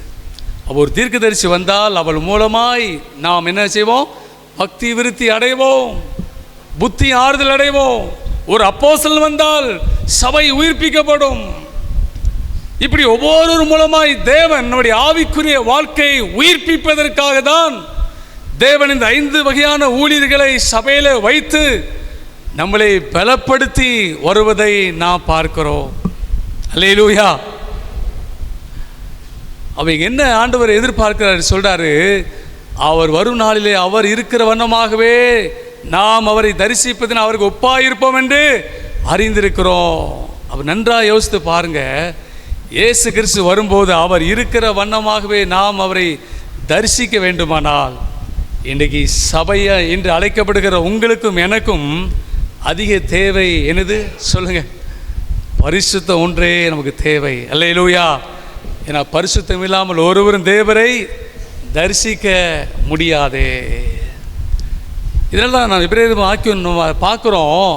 ஆரம்பத்திலே கொண்ட நம்பிக்கையை நீங்கள் முடிவு பரிந்தும் பற்றி கொண்டிருப்பீர்களாகில் கிறிஸ்துவிடத்தில் பங்குள்ளவர்களாக இருப்போம். ரட்சிக்கப்பட்ட நாளிலே துவக்கத்திலே நாம் தேவன் மீது வைக்கிற நம்பிக்கை, அன்பு, விசுவாசம் எவ்வளோ பெரியது. ஆனால் நாளடைவில் என்னுடைய ஆவிக்குரிய வாழ்க்கை குளிர்விட ஆரம்பித்து விடுகிறது. தேவன் மீது இருக்கிற நம்பிக்கை இழந்து விடுகிறோம், விசுவாசத்தை இழந்து விடுகிறோம். நம்முடைய இருதயம் அங்கு சொல்லப்பட்டிருக்கிறது, அவிசுவாசமுள்ள பொல்லாத இருதயமாய் மாறிவிடுகிறது, நழுவி போகிற இருதயமாய் மாறிவிடுகிறது. ஒரு நாள் உபவாச கூட்டத்துக்கு வந்தா ஆவியில் ஒரு உற்சாகம், ஆத்துமாவில் பலன். ஆனால் கொஞ்சம் உலகத்துக்குள்ளே போன பிரச்சனை பாடு வந்த உடனே நம்முடைய இருதயம் தேவ அன்பை விட்டு விசுவாசத்தை விட்டு என்ன செஞ்சிருது சொல்லுங்க, நழுவி விடுகிறது. ஸ்லிப்பிங் ஹார்ட்டாய் நாம் இருக்கிறோம். சில நேரத்தில் எவ்வளோ சத்தியத்தை கேட்டாலும் நம்முடைய இருதயம் கடினப்பட்டு கொண்டே இருக்கிறது. சங்கீத புஸ்தகத்தில் சங்கீதக்காரர் சொல்றார் பாருங்க, 78ஆம் சங்கீதம் 8ஆம் வசனத்தை வாசிங்களா. இருதயத்தை செவ்வைப்படுத்தாமலும் தேவனை உறுதியாய் பற்றி கொள்ளாமலும் இருந்த முரட்டாட்டமும் கலகமும் உள்ள சந்ததியாகிய தங்கள் பிதாக்களுக்கு அவர்கள் ஒப்பாகாதபடிக்கு அவைகளை கட்டளையிட்டா. ஆண்டவர் இஸ்ரவேல் ஜனங்களை எவ்வளவாய் நேசித்து அவர்களை விடுதலையாக்கி பொன்னோடு பொருளோடு கானானை நோக்கி வழி நடத்தினார். ஆனால் வேதம் சொல்கிறது, வனாந்திரத்திலே அவர்கள் இச்சை உள்ளவர்களாகி தன்னுடைய மாம்சத்துக்கு ஏற்ற இச்சையை கேட்டு தேவனிடத்தில் சண்டை போடுறாங்க, தேவனை பரீட்சை பார்க்கிறார்கள், தேவனுடைய கற்பனைகளை கட்டளைகளை விட்டுவிட்டு பாகால்களையும் பாகாலுக்கு படைத்தவைகளையும் புசிப்பதற்கு அவருடைய இருதயம் துணிகரம் கொள்ளுகிறது. காரணம் என்ன? முரட்டாட்டமான இருதயம். கண்ணீரோடு கூப்பிடுவாங்க, ஆண்டவர் அற்புதம் செஞ்ச உடனே மீண்டும் தேவனை மறந்து விடுவதும் அவர் செய்த அதிசயங்களை மறந்து விடுகிறதும். பிறகு நெருக்க வரும் ஆண்டவர் நோய் கூப்பிடுவார்கள், பின்னர் கர்த்தர் உடன்படிக்கை நினைத்திரளி அவர்களுக்கு மனம் இறங்குவார், மீண்டும் அவர்கள் பாவம் செய்த. இப்படியே தான் பழைய ஏற்பாட்டு முற்பிதாக்களை குறித்து வேதம் சொல்லுகிறது. அதே காரியத்தை இங்கே எபிரேயர் வாக்கியன்னு சொல்றாரு, உங்களுடைய இருதயத்தை கடினப்படுத்தாதிருங்க, வலுவி போகிற இருதயமுடையவர்களாக இராதுங்க. ஆரம்பத்திலே நீங்கள் கொண்ட நம்பிக்கையை உறுதியாய் பற்றி கொள்ளுங்க. அவிசுவாசமுள்ள பொல்லாத இருதயம் உங்கள் ஒருவருக்குள்ளும் இராதபடி எச்சரிக்கையாயிருங்கள் என்று தேவன் சொல்லுவதை நாம் பார்க்கிறோம். எனக்கு அருமையானவர்களே, வேதம் சொல்வது, முடிவு பரிந்து நிலைத்திருப்பவனே ரட்சிக்கப்படுவான். அரைகுறையான விசுவாசத்தோடு அல்ல, அரைகுறையான நம்பிக்கையோடு அல்ல, தேவன் மீது வைத்திருக்கிற நம்பிக்கை, தேவன் மீது வைத்திருக்கிற விசுவாசத்திலே நாம் முன்னேறி செல்லும்படியாய் தேவன் எதிர்பார்க்கிறார். ஆகவே இன்றைக்கு தேவன் அவருடைய சரீரமாம் சபையில் எதிர்பார்க்கிற ஒன்று பரிசுத்தம். ஒரு ஆமென் சொல்லுங்க, அல்லேலூயா. பரிசுத்த குலைச்சலை தேவன் எல்லளவு கூட அவரால் ஏற்றுக்கொள்ள முடியாது. காரணம், அவர் பரிசுத்த இரத்தத்தை சிந்தி நம்மளை மீட்டெடுத்திருக்கிற. ஆகவே தான் நாம் பார்க்கிறோம், எங்கெல்லாம் தேவனுக்கு பிரியமில்லாத பாவ அருவருப்பு காணப்படுகிறதோ, வேசித்தனம், விபச்சாரம் போன்ற தேவனுடைய இருதயத்தை வேதனைப்படுத்துகிற கோபப்படுத்துகிற காரியம் வரும்போது தேவன் தம்முடைய கோபத்தை வெளிப்படுத்துவதை பார்க்கிறோம். ஆக இன்றைக்கு அவருடைய சபை பரிசுத்தமாக்கப்பட வேண்டும் என்று சொல்லி தேவன் விரும்புகிறாருங்க. பரிசுத்தம் இல்லை என்று சொன்னால் தேவன் நம்மை விட்டு தூரமாய் போய்விடுவார். அப்போஸ்தலர் பவுல் கொரிந்தியர் 2ஆம் நிருபத்திலே 6ஆம் அதிகாரத்தில் திருப்பிக் கொள்ளுங்கள். அங்கு சொல்லப்பட்டிருக்கிறது, அப்போஸ்தலன் பவுல் கொரிந்தியருக்கு எழுதின 2ஆம் நிருபம் 6ஆம் அதிகாரம் நான் உங்களுக்காக வாசிக்கிறேன். 14, 15, 16ஆம் வசனத்தை வாசிக்கிறேன். நேரமில்லை, ஒரு வசனத்தை மட்டும் வாசிப்போம். தேவனுடைய ஆலயத்துக்கும் விக்கிரகங்களுக்கும் சம்பந்தம் வேது, கிறிஸ்துக்கும் பேலியாளுக்கும் இசை வேது, அவிசுவாசியுடனே விசுவாசிக்கு பங்கேது. நான் அவர்களுக்குள்ளே வாசம் பண்ணி அவர்களுக்குள்ளே உலாவி அவர்கள் தேவனாயிருப்பேன், அவர்கள் என் ஜனங்களாயிருப்பார்கள் என்று தேவன் சொன்னபடி நீங்கள் ஜீவனுள்ள தேவனுடைய ஆலயமாக இருக்கிறீர்களே. இப்போ நீங்கள் உங்களை குறித்து ஆண்டவர் என்ன சொல்கிறாரு? நீங்கள் ஜீவனுள்ள தேவனுடைய ஆலயமாக இருக்கிறீர்களே. அப்படிப்பட்ட நாம் அவிசுவாசியுடன் நாம் பிணைக்கப்படலாமா? இருளோடு நமக்கு ஐக்கியம் வைக்க முடியுமா? நீதிக்கும் அநீதிக்கும் சம்பந்தம் ஏது? ஒளிக்கும் இருளுக்கும் ஐக்கியம் ஏது? அப்படி சொல்லிட்டு சொல்றாரு பாருங்க. ஆனபடியால் நீங்கள் அவர் நடுவிலிருந்து புறப்பட்டு பிரிந்து போய் அசுத்தமானதை தொடாதிருங்கள். இன்றைக்கு நாம் ஆண்டவரிடத்தில் விரும்புகிற, நம்ம இடத்தில் சிநேகிக்கிற ஒரு காரியம் உண்டு என்று சொன்னால் அது பரிசுத்தம். பரிசுத்த குலைச்சலை தேவன் நம்முடைய வாழ்க்கையில் ஒரு நாளும் ஏற்றுக்கொள்ள மாட்டார். அது நம்முடைய சரீரத்தை தீட்டுப்படுத்துகிற எந்த ஒரு காரியமானாலும் இருக்கலாம். சிலர் குடிக்கிறாங்க, புகையிலை, வேசித்தனம், அசுத்தம் எல்லாம் செஞ்சிட்டு துணிகரமாய் கர்த்தருடைய பந்தியிலே பங்கு பெறுகிறார்கள். ஐயா, யோசித்து பாருங்க. தேவனை குறித்த பயம் இல்லாமல் போய்விட்டது, தேவனை குறித்த நடுக்கம் இல்லாமல் போய்விட்டது. கொரிந்து சபை வரம் பெற்ற சபையாக இருந்தாலும் அங்கு விபச்சார பாவம்.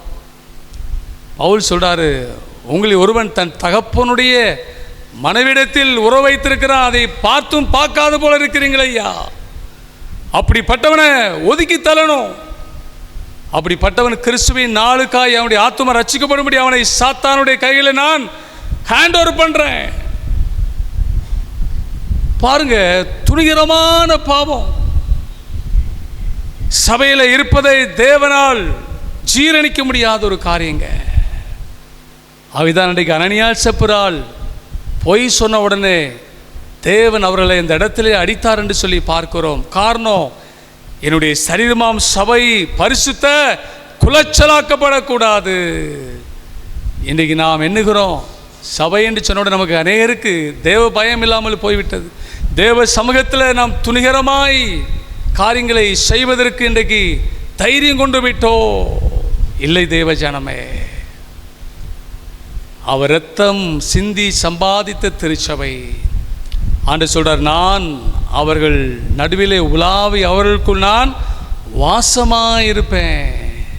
ஆகவே அசுத்தமானதை நீங்கள் தொடாதிருங்கள். எனக்கு அருமையானவர்களே, பாவத்துக்கு விலகி ஓடும்படியாக, அசுத்தத்திற்கு விலகி ஓடும்படியாக, வேசித்தனத்திற்கு விலகி ஓடும்படியாய், விக்கிரக ஆராதனைக்கு விலகி ஓடும்படி நாம் அழைக்கப்பட்டிருக்கிறோம். இன்னைக்கு சில கிராமத்தில் பேய்க்கும் பாரு நோய்க்கும் பாரு என்று சொல்லி இங்கேயும் எண்ணெய் ஊற்றி ஜோம் பண்ணிட்டு போகிறது, இன்னொன்று பாகாலுடைய பலிபீடத்தை நோக்கி ஓடுகிற கூட்டம், இல்லாவிட்டால் குறி சொல்லுகிற நபரை நோக்கி ஓடுகிற கூட்டம், அவனிடத்தில் போய் காரியத்தை சொல்லி என் பிரச்சனைக்கு பரிகாரம் இருக்கான்னு கேட்கிற ஒரு கூட்டம். யார் யா? கிறிஸ்தவன், கிறிஸ்தவள்.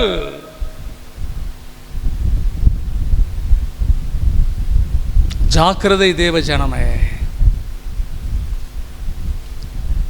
சிலர் ஃபேஷன், கையில் ஒரு கயிறு கட்டு, கையில் ஒரு விரலில் ஒரு மோதிரம். என்னன்னு கேட்டால், அந்த கோயிலில் போய் கட்டிட்டு வந்தேன், இந்த கோயிலில் போட்டேன், போய வேண்டியதுனா அங்கே. உனக்கு ஆண்டவருக்கு சம்பந்தம் ஏதியா? நீ ஒரு கயிறு கட்டுவதினால் உனக்கு பரிகாரம் கிடைக்குமானால் இயேசு கிறிஸ்துவுடைய இரத்தத்தை நீ அவமாக்குகிறாய்.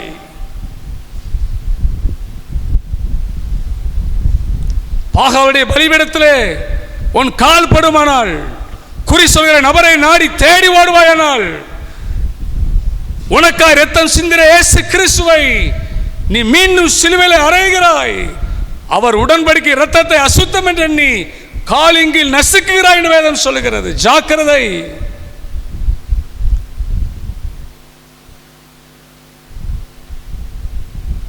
அவர் தமது சரீரமாம் சபைக்காய் வைராக்கியம் பாராட்டுகிற தேவனியா.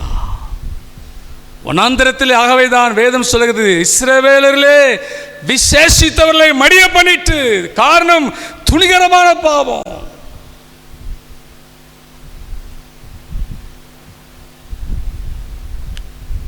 இன்றைக்கு பாவத்தை குறித்து கண்டித்து உணர்த்துகிறவர்கள் குறைவு, பரிசுத்தத்தை குறித்து பேசுகிறவர்கள் குறைவையா. ஆசீர்வாதத்தை குறித்தே பேசி பேசி அதற்கே நம்முடைய செவிகள் திறந்திருக்கிறது. கண்டித்து உணர்த்தி பேசினால், பாவத்தை குறித்தோ பரிசுத்தத்தை குறித்து பேசினால், இன்றைக்கு அதை கேட்பதற்கு நம்முடைய மனதோ நம்முடைய செவிகளோ ஆயத்தமாயில்லை. நீங்கள் கேட்டாலும் பரவாயில்ல, கேட்காவிட்டாலும் பரவாயில்ல, என் ஆவிலே ஏவுததை நான் சொல்லித்தான் ஆக வேண்டும். தேவ ஜனமே, மீட்கப்பட்ட ஜனமே, விளைக்கரமாய் தேவன் உங்களை நீ வாங்கியிருக்கிறார். அதை மறந்து விடாதபடி, நான் தேவனுக்குரியவன், தேவனுக்குரியவள். இந்த சரீரம் அசுத்தத்திற்கு அல்ல, இது பரிசுத்தத்துக்கு உரியது என்பதை உணர்ந்தவர்களாய் நாம் தேவனோடு நடக்க ஆண்டவர் விரும்புகிறாருங்க. அல்லேலூயா சொல்லுங்க. அல்லேலூயா. உயிர் பெறுவீர், ஒன்று கூடுவீர், உலர்ந்த எலும்புகளே, நீங்கள் அறியா ஒருவர் உங்கள் நடுவில் வந்துவிட்டார்.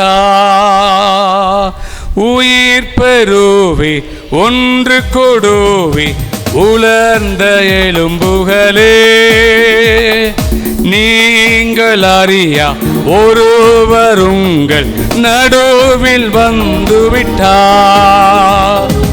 உறக்கம் தெளிவோம், உற்சாகம் கொள்வோம், உலகத்தின் இறுதி வரை. கல்வாரி தோணிதான் மலை மாறி ஒளியும் நாள் வரை உழைத்திடுவோம். அசுத்தம் களைவோம், அன்பை அழைப்போம், ஆவியில் அனலும் கொள்வோம்.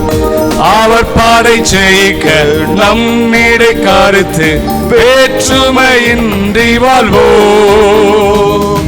உறக்கம் தெளிவோம், உற்சாகம் கொள்வோம், உலகத்தின் இறுதி வரை. கல்வாரி தோணிதான் மலை மாறி ஒளியும் நாள் வரை உழைத்திடுவோம். ஆதி திருச்சபையிலே வேதம் சொல்ற ஒருமனப்பட்டவர்களாய் ஓரிடத்திலே கூடி வந்தார்கள். வேதம் சொல்றது, அவர்கள் அப்போஸ்தலருடைய உபதேசத்திலும் அந்யோன்யத்திலும் ஜெபத்திலும் உறுதியாய் தரித்திருந்தார்கள். அவருடைய வாழ்க்கை பிறருக்கு அடையாளமாக இருந்ததுங்க, அடையாளமாக இருந்தது. ஒருவருக்கு ஒரு உதவி செய்தார்கள், சகலவற்றையும் பொதுவாய் வைத்து அனுபவித்தார்கள். ஒருவருக்கு கூட ஒரு குறைவில்லை என்று வேதம் சொல்லுகிறது. ஆகவேதான் எபிரேயர் வாக்கியம் சொல்றாரு பாருங்க, உங்களில் ஒருவன் கூட பாவத்தின் வஞ்சனையினால் உங்களுடைய இருதயம் இருக்கா. 13 வசனங்கள். ஒருவனாயில் பாவத்தின் வஞ்சனையினாலே கடினப்பட்டு போகாதபடிக்கு இன்று என்னப்படும் நாடோறும் ஒருவருக்கொருவர் புத்தி சொல்லுங்கள். எதற்கு சபையாய் கூடி வருகிறோம்? நாம் ஒருவருக்கொருவர் உதவி செய்ய, ஒருவருக்கொருவர் மன்னிக்க, ஒருவருக்கொரு புத்தி சொல்ல. நாம் அறிந்து ஒரு விசுவாசி தவறு செய்யும் போது, தேவனுடைய தூரமாய் போகும்போது, ஆவிக்குரியவர்களாகிய நீங்களும் நானும் சாந்தமாய் அவர்களுக்கு உபதேசிக்க வேண்டும். ஆமென் சொல்லுங்க. அல்லேலூயா. எப்பா கெட்டு போவாதப்பா, கர்த்தர் பக்கமாய் திரும்பிடு. இந்த மாதிரி தவறான காரியத்தை செய்யாத, தவறான பாதைக்கு போவாத. நாளானது சமீபித்து வருகிறதை பார்க்கலோ அந்த அளவுக்கு. அதை இன்னொரு வசனம் வாசிப்போம். எபிரேயர் 10ஆம் அதிகாரம் வாசிங்க, 5ஆம் வசனம் வாசிங்க. சபை கூடி வருதலை சிலர் விட்டு விடுகிறது போல நாமும் விட்டு விடாமல் ஒருவருக்கு ஒரு புத்தி சொல்ல கடவோம். நாளானது சமீபித்து வருவதை எவ்வளவாய் பார்க்கிறீர்களோ அவ்வளவாய் புத்தி சொல்ல வேண்டும். கர்த்தருடைய நாள் வெகு சீக்கிரத்தில் வரப்போகிறது. இயேசு மகாராஜா சீக்கிரமாய் வரப்போகிறார். இதை அறிந்தவர்களாய்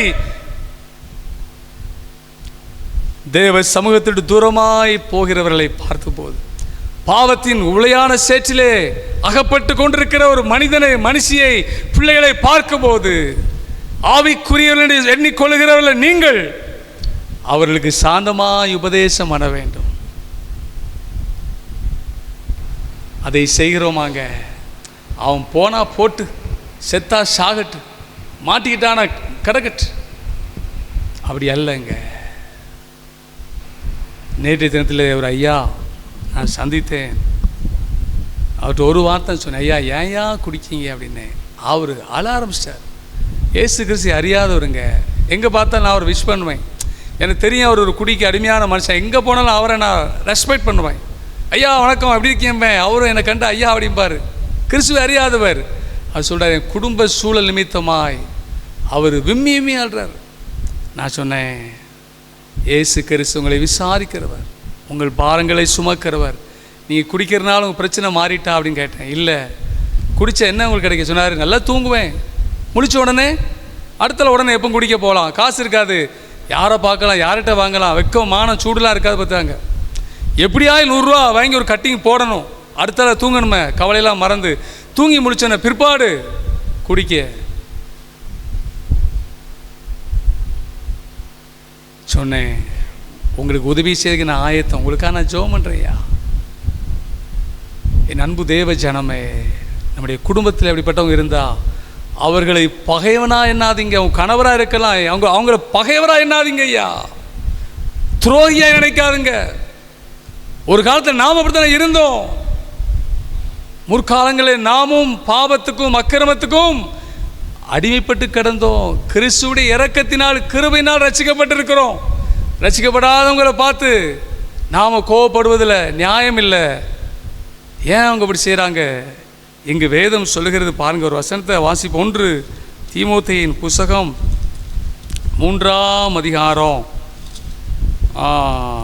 2 தீமோத்தேயு 2ஆம் அதிகாரம் வாசிங்க, 25, 26 வாசிங்க.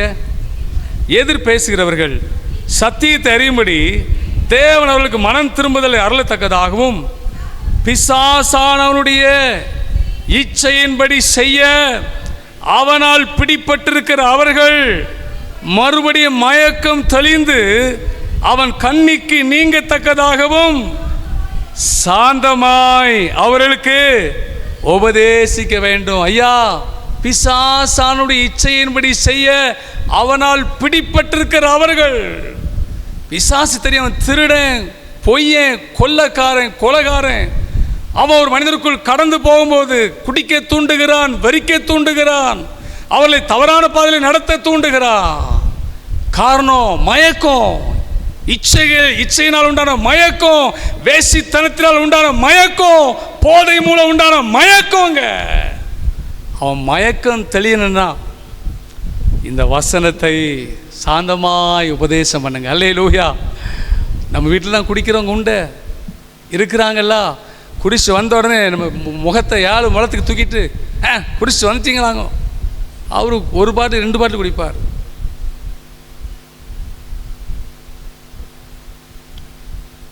அவர்களுக்கு அப்படி அல்லங்க. உங்கள் சாந்த குணத்தை அவர்களுக்கு வெளிப்படுத்த வேண்டும். அல்லேலூயா. ஒரு புத்தி உள்ள மனைவி எவ்வளோ பெரிய குடிகார மனிதனாலும் சரி, எவ்வளோ பெரிய துஷ்ட மனிதனானாலும் சரிங்க, அப்படி நடக்கையினால் அவனை சீர்படுத்த முடியும். ஆமேன்.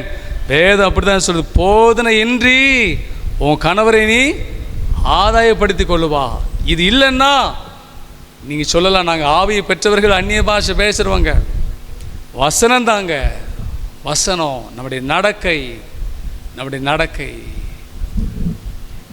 அங்கு பிசாசானுடைய இச்சையின்படி செய்ய பிடிச்சு வச்சிருக்கிறான், மயக்கத்தில் கிடக்கிறாங்க.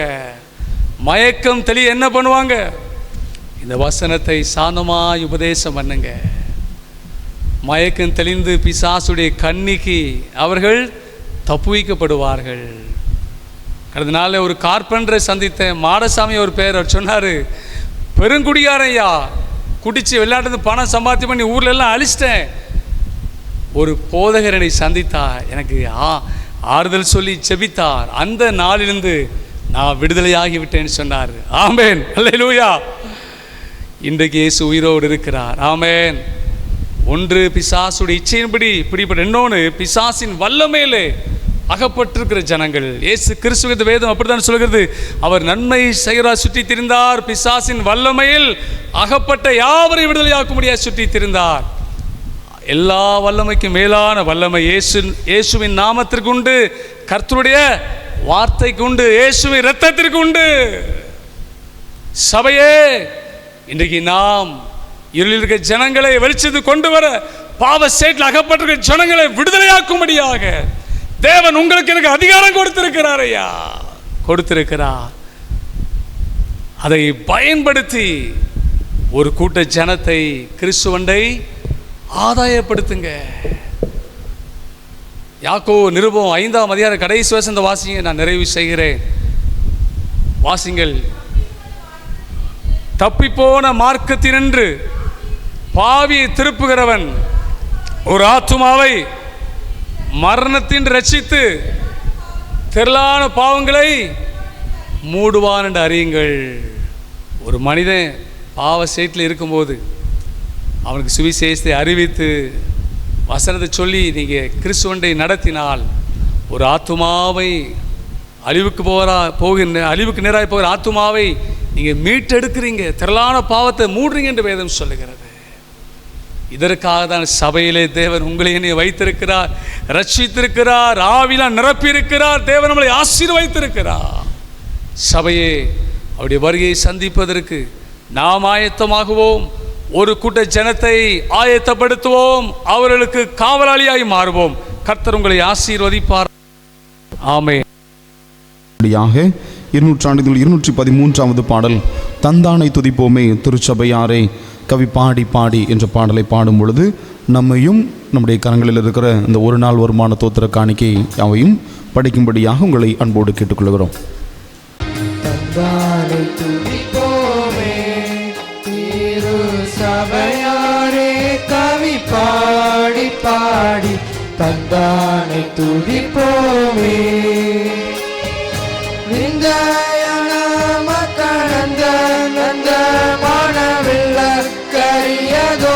நன்மை மிக மிக விந்தையான மக்களந்த அந்த மானவில்ல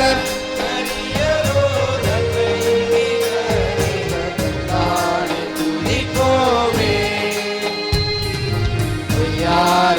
சியோனே, நீயும் மெய்யாக களி கூர்ந்து நீந்து பொய்யாரத்து சியோனே. ஐயனே சுகுனின் கையை ஒப்பி துதி செய்குவாயே, மகிழ் கொள்ளுவாயே. நாமும் ஐயனே சுகுனின் கையை ஒப்பி துதி செய்குவாயே, மகிழ் கொள்ளுவாயே. நாமும் தந்தானை துதிப்போமே. கண்ணார கழித்தாயே, நன்மை காட்சியை கண்டு ருசித்து புசித்து கண்ணார கழித்தாயே. என்னும் கடங்காத எத்தனையோ நன்மை இன்னும் முன்னே சொன்ன மாறி போட்டேதுமே. என்னும் கடங்காத எத்தனையோ நன்மை இன்னும் முன்னே சொன்ன மாறி பொற்பேதுமே. தந்தானை துதிப்போமே. சுத்தாங்கத்து நற்சபையே, உனை நூற்றாய் கொள்ளவே அலைந்து திரிந்து சுத்தாங்கத்து நற்சபையே. சத்து குலைந்துனை சத்தியாக தமிழ் ரத்தத்தை சிந்தி எடுத்து உயிர் வரும். சத்து குலைந்துனை சத்தியாக தமிழ் ரத்தத்தை சிந்தி எடுத்து உயிர் வரும். தந்தானை துதிப்போமே. தூரம் திரிந்த சியோனே, உன்னை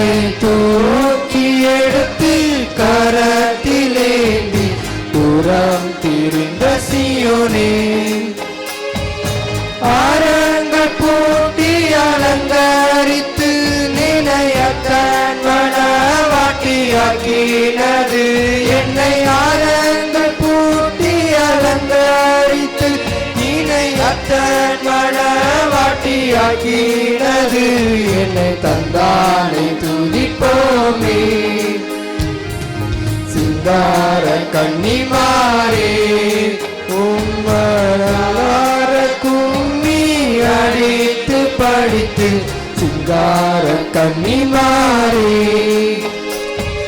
மங்காள உன் மணவாளன் இயேசுதனை வாழ்த்தி வாழ்த்தி ஏற்றி பணிந்திடும் மங்காத உன் மணவாளன் இயேசுதனை வாழ்த்தி வாழ்த்தி ஏற்றி பணிந்திடும் தந்தானை துதிப்போமே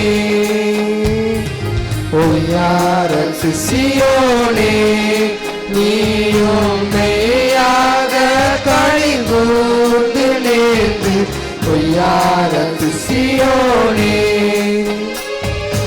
ஐயனை சுகுனின் கையை குப்பி துதி செய்குவையே மயில் கொள்ளுவையே நாமும் ஐயனை சுகுனின் கையை குப்பி துதி செய்குவையே மயில் கொள்ளுவையே நாமும் தந்தானை துதிப்போமே திரு சபையாரே கவி பாடி பாடி தந்தானை துதிப்போமே குருநாதா பிரசன்னம் அருள் வீரே பிரிய சிட நடுவிலே பிரசன்னமானவரே பிதாவோடும் ஆவியோடும் பிணைந்தோரே தேவனாய் பிசகாதே அரசாலும் பெருந்தகையே பமதை பேக்கையிலே வெளிப்படுத்தும்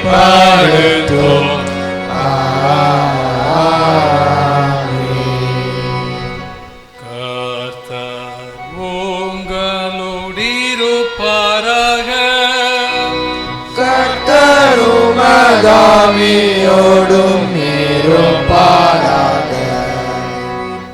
உங்கள் இதயத்தை உயர்த்திடுங்கள் உயர்த்துவோம் இதயத்தை கர்த்தரிடமே தோத்திரம் செலுத்துவோம் தேவனுக்கே தகுதியும் நீதியும் அதுவே ஆகும் கர்த்தாவே பரிசுத்த பிதாவே சர்வல்லமிழத்திய தேவனே நாங்களே காலத்திலும் எவ்விடத்திலும் தோத்திரம் செலுத்துகிறது தகுதியும் நீதியும் எங்கள் விசேஷ கடமையுமாய் இருக்கிறது உமது குமாரன் ஆண்டவராகிய இயேசு கிறிஸ்து மூலமாக நீர் வானங்களையும் பூமியையும் அவைகள் எல்லாவற்றை சிருஷ்டித்தீர் மனு குலத்தை எமது சாயலாக உண்டாக்கினீர் நாங்கள் பாவத்தில் இருந்தபோது புது சிருஷ்டி முதற் பலனாக நீர் எங்களை மீட்டு கொண்டீர் ஸ்தோத்திரிக்கின்றோம் தூயனின் நாமம் தூதர் குலத்தோடும் துதித்து புகழ்ந்து துதி மிகுந்தேரிடமே மைப்பாடோத்தி தூய சேனைகளின் கர்த்தரா தேவாரி தூயவ தூயவ தூயவரணமே துதி மிகுந்தேரிடமேல் மைப்பாடோத்தி ஸ்தோத்திரிக்கின்றோம் மகிமையா நிறைந்தனமின் மண் நீ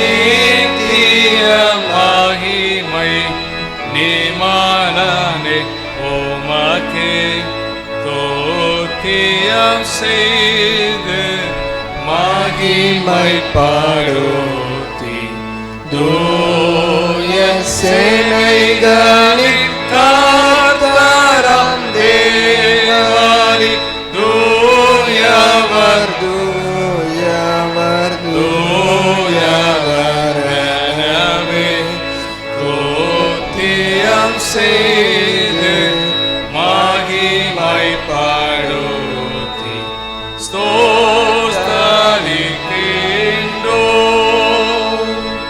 கர்த்தரின் நாமத்தில் வந்தவரா கருணையாயே இங்கு வருபவரா உத்தம ஸ்தோத்திரம் ஏற்பவரா உன்னதத்தில் என்றும் ஓசனா.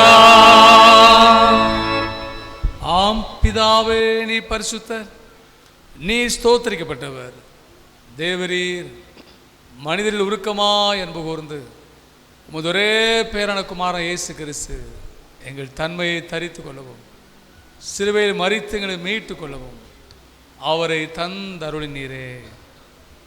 இயேசு சிலுவையில் ஒரே தினம் தம்மை தாமை ஏக பலியாக ஒப்பு கொடுத்து சர்வலோகத்தின் பாவங்களையும் நிவர்த்தி செய்வதற்கு நிறைவும் பூரணமும் போந்ததுமான பலியையும் காணிக்கையையும் பரிகாரத்தை செலுத்தினமல்லாமல் தமது அருமையான மரணத்தை என்றைக்கும் நினைப்பூட்டும் ஞாபகத்தை நியமித்து தாம் திரும்ப வரும் அளவும் நாங்கள் அதை அனுசரித்து வரும்படி தமது பரிசுத்த சுவிசேஷத்தில் கட்டளையிட்டு அருளினாரே. இயேசுதாம் காட்டி கொடுக்கப்பட்ட அன்று ராத்திரியிலே அப்பத்தை எடுத்து ஸ்தோத்திரம் பண்ணி ஸ்தோத்திரம் அதை பிட்டு சீசலுக்கு கொடுத்து, நீங்கள் எல்லாரும் இதை வாங்கி புசியுங்கள், இது உங்களுக்காக கொடுக்கப்படுகிற என்னுடைய சரீரம், என்னை நினைவு கூறும்படி இதை செய்யுங்கள் என்றார்.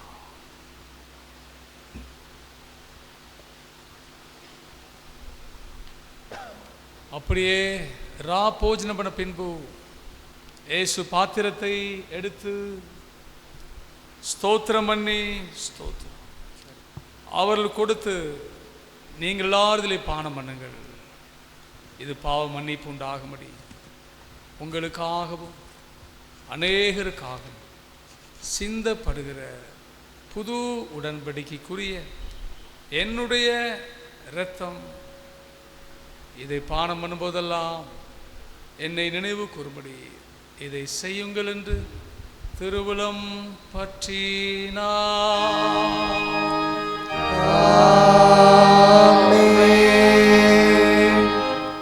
கர்த்தாவும் மரணத்தை நினைவு கூர்ந்து களிப்புடன் உயிர்த்ததை அறிக்கை செய்து காத்திருப்போம் வருகைக்காக காசினியில் உம்மை ஸ்தோத்தரிப்போம்.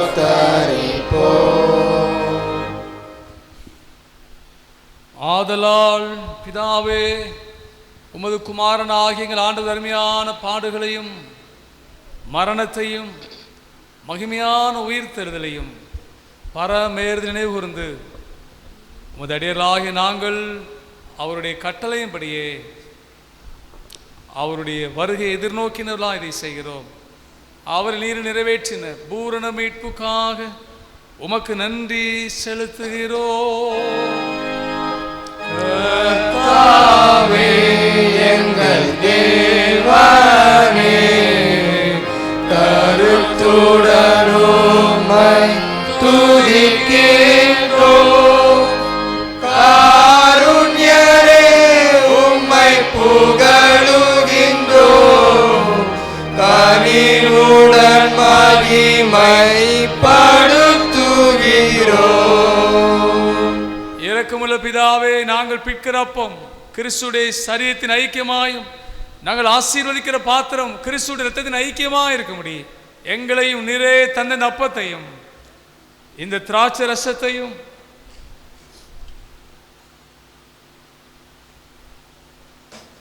உம்முடைய பரிசுத்த ஆவியினால் பரிசுத்தப்படுத்த வேண்டும் என்று தாழ்மையோடு பிரார்த்திக்கிறோம். நாங்கள் எல்லாரும் ஆண்டவராகிய இயேசு கிறிஸ்துவில் கூட்டி இணைக்கப்பட்டவர்களாகி விசுவாசத்தில் ஒருமைப்படவும் தலையாகிய கிறிஸ்துக்குள் எல்லாவற்றிலும் வளரவும் கிருபை செய்யும். அவரோடும் பரிசுத்த ஆவியோடு ஐக்கியமாக இருக்கிற சர்வ வல்லமையுள்ள பிதாவாகி உமக்கு சகல கனமும் மகிமையும் என்றென்றைக்கும் உண்டாவதாக.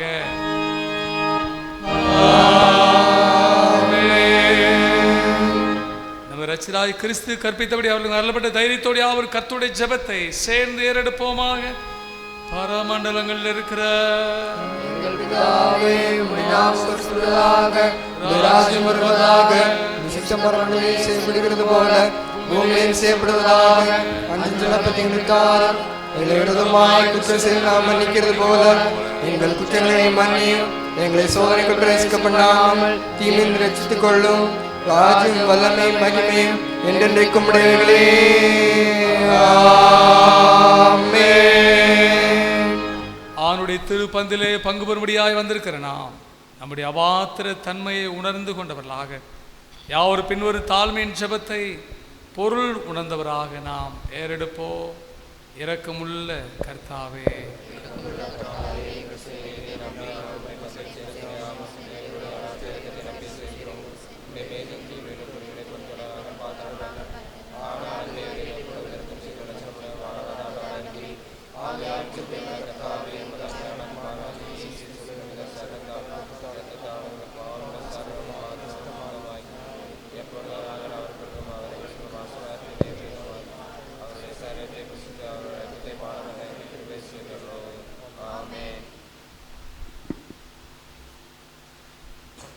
நாம் பிற்கிற அப்பம் கிறிஸ்துடைய சரீரத்தின் ஐக்கியமா இருக்கிறது அல்லவா?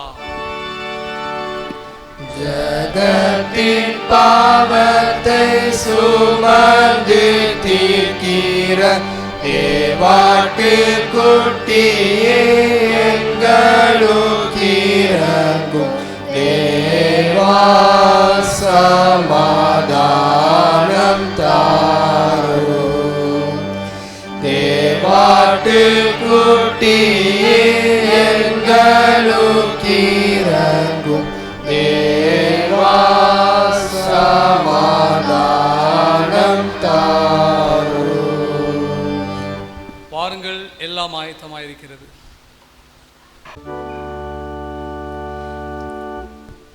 நான் பாவிதானாலும்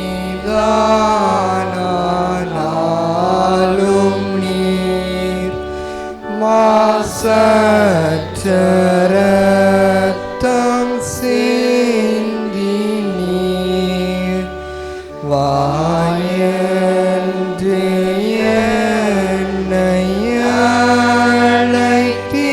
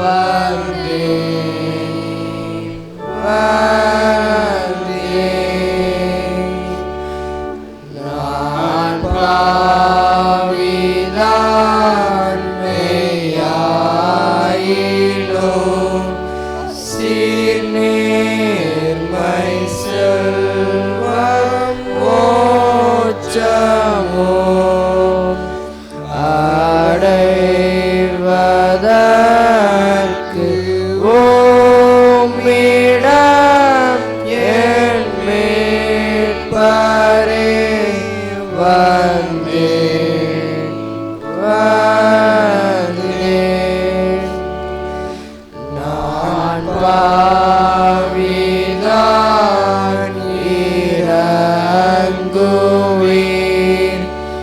அனைத்து காத்து ரட்சிப்பீர் அருளால் செல்வம் அளிப்பீர் என் மீட்பரே வந்தேன் வந்தேன். நான் பாவிதான் அன்பாகறீர்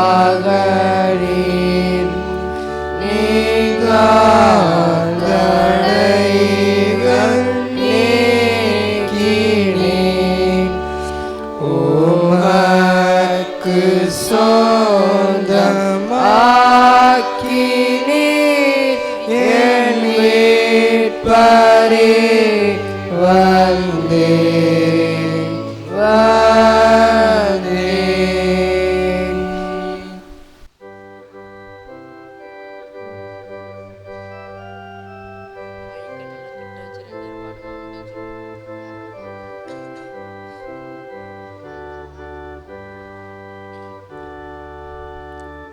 கர்த்தரின் பந்தியில் வாழ் சகோதரா, கர்த்தரின் பந்தியில் வாழ், கர்த்தரின் பந்தியில் வாழ்.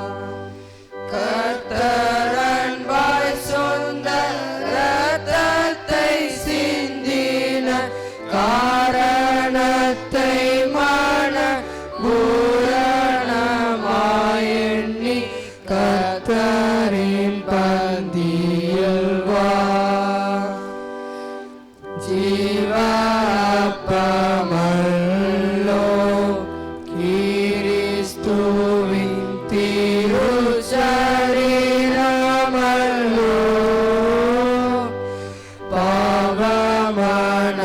பாவமனங்களோ உனக்காய் பகிரப்பட்டதல்லோ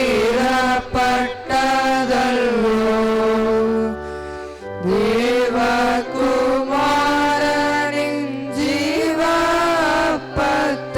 நீ தின்று அவருடன் என்றும் பிழைத்திட கர்த்தரின் பந்தியில் வா. தேவ அன்பை பாரு, கிறிஸ்துவின் சிஷ்யர் குறைத்தீரு. அவர் கேட்டை கூறு, ராப்போஜன பந்திதனி சேரு. சாவுக்குரிய பாவமுள்ள லோகம் தன்னில் மனம் வைத்து அந்நியனாகாதே கர்த்தரின் பந்தியில் வாய். அன்பின் விருந்தாமே கர்த்தருடன் ஐக்கிய பந்தியாமே. துன்பம் துயர் போமே இருதயம் சுத்தத்திடனாமே. இன்பமிகும் தேவ அன்பின் விருந்துக்கு ஏது தாமதமும் இல்லாதே போதேவா கர்த்தரின் பந்தியில் வாய்.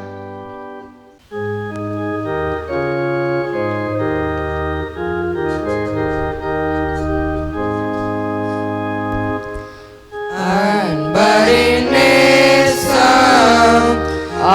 ஆர் சொல்லலாகும் அதிசய அன்பரின் நேசம் ஆர் சொல்லலாகும் துன்பகோரம்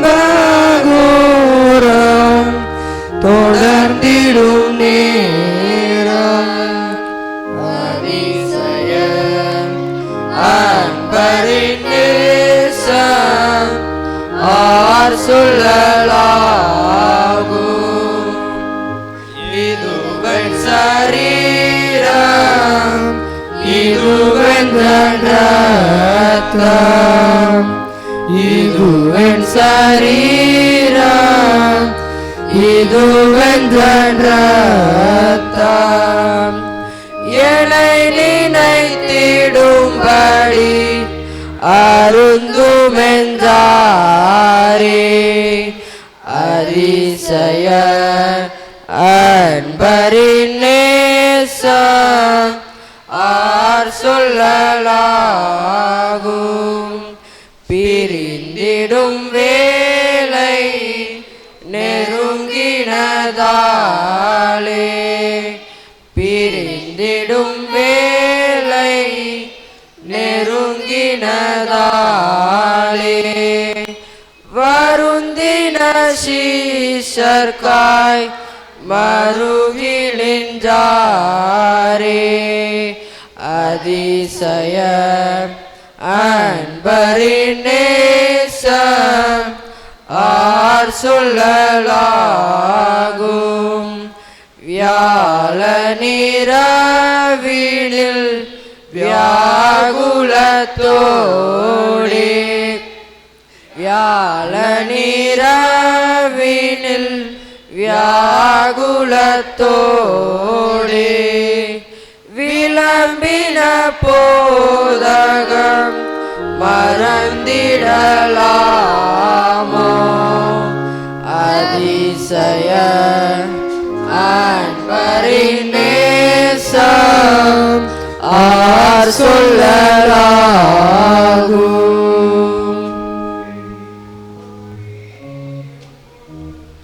சேர்ந்து தம்மோடே செடியும் கொடியும் போல் சேர்ந்து தம்மோடே முடிவு பரியந்தம் நிலை பிறந்தாரே அதிசய அன்பரின் நேசம் ஆர் சொல்லலாகும் நாம் ஆரம்பத்தில் கொண்ட நம்பிக்கையை உறுதியாய் பற்றி கொண்டிருப்போமாகில் கிறிஸ்துவிடத்தில் பங்குள்ளவர்களாய் இருப்போம். மகா கிருபையும் இரக்கத்தில் ஐஸ்வர்யமுள்ள அன்பின் பரலோக பிதாவே, நீர் கிருபையாய் தந்த இந்த மன மகிழ்ச்சி நாளுக்காக மதியான ஆராதனைக்காய் நன்றி செலுத்துகிறோம். எங்களோடு பேசின நல் வார்த்தைக்காய் நன்றி. நாங்கள் தான் நீர் தங்குகிற ஆலயம் அப்பா. அந்த ஆலயம் பரிசுத்தமாக இருக்க வேண்டும் என்று விரும்புகிறேன்.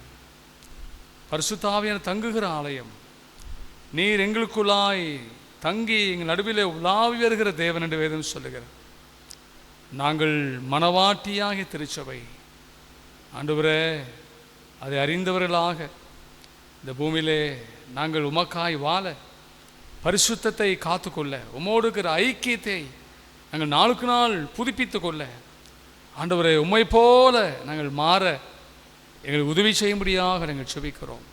பாவமான காரியங்கள், அசூசியான காரியங்களுக்கு விலகி ஓட ஆண்டவரே எங்களுக்கு கிருபை தரும்படியாக நாங்கள் செபிக்கிறோமாப்பா. உம்முடைய வருகை மிக சமீபம் என்று உணர்ந்தவர்களாக, உம்முடைய வருகைக்கு நாங்கள் ஆயத்தப்பட, மணவாளன் இயேசு கிறிஸ்து வரும்போது மணவாட்டி திருச்சபை கரை திரை பிழை இல்லாதவர்களாய் உம்முடைய சமூகத்திலே நாங்கள் காணப்படுவதற்கு ஜாக்கிரதையாக இருக்க ஆண்டவரே, அவிசுவாசமுள்ள பொல்லாத இருதயம் எங்களுக்குள் ஒரு நாளும் ஆண்டவரை கடந்து வந்துடக்கூடாது. பாவத்தின் வஞ்சனையினால் எங்கள் இருதயம் கடினப்பட்டு போய்விடக்கூடாதப்பா. இந்த மதியான வேளையில் ஆண்டவரே, நீர் பேசின சத்தத்தை கேட்ட உம்முடைய ஜனங்களுடைய உள்ளத்தில் நீர் கிரியை செய்வீராக. பாவத்தின் வஞ்சனையினால் கடினப்பட்டு வழி போக இதயமுடைய ஜனங்களாய் வாழ்கிறவர்களுக்காக நாங்கள் ஜெபிக்கிறோம். ஆண்டவரை எவ்வளவோ சத்தியத்தை கேட்டோம், ஆண்டவர் எவ்வளவோ உம்மால் கண்டித்து உணர்த்தப்பட்டோம். மனம் திரும்புவதற்கு மனமில்லாதபடி இருக்கிற ஜனங்களுக்காக ஜெபிக்கிறோம். பிசாசி நிச்சயப்படி செய்ய அவனால் பிடிப்பட்டிருக்கிற ஜனங்கள் மயக்கம் தெளிந்து அவன் கண்ணிக்கு நீங்கத்தக்கதாக ஆண்டவர் ஆவிக்குரியவர்களாக நாங்கள் அப்படிப்பட்டவர்களுக்கு சாந்தமாய் உபதேசிக்க, கண்ணீரோடு ஜெபிக்க ஆண்டவரே உதவி செய்யும்படியாக நாங்கள் ஜெபிக்கிறோமாப்பா.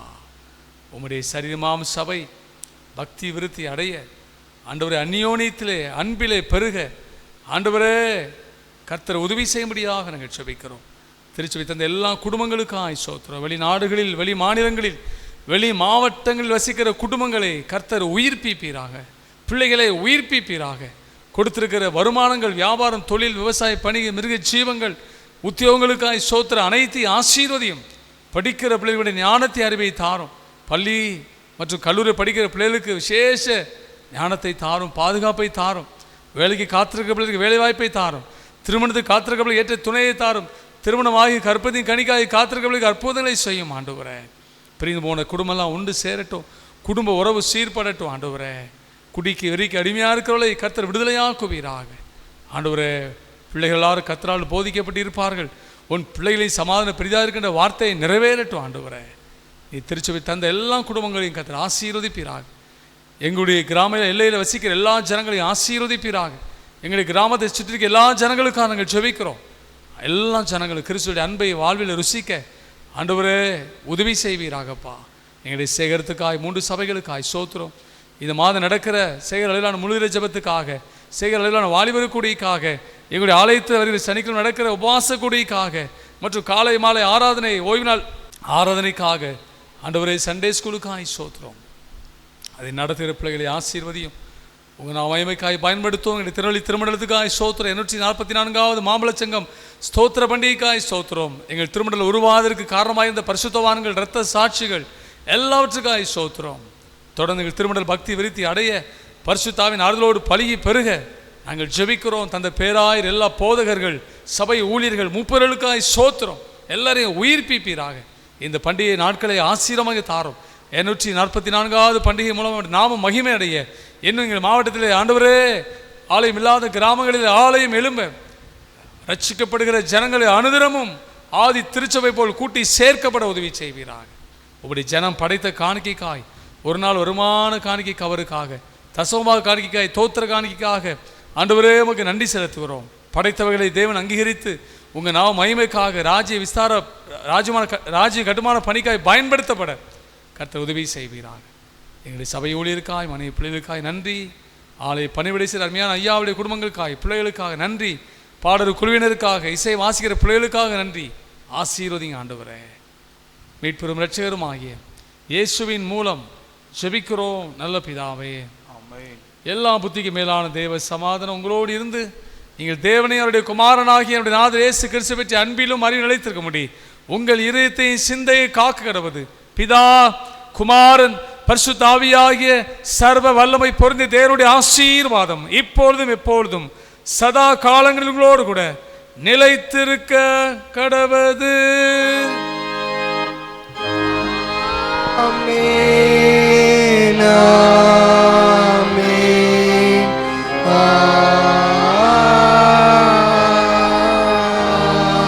ஆமென். தெய்வ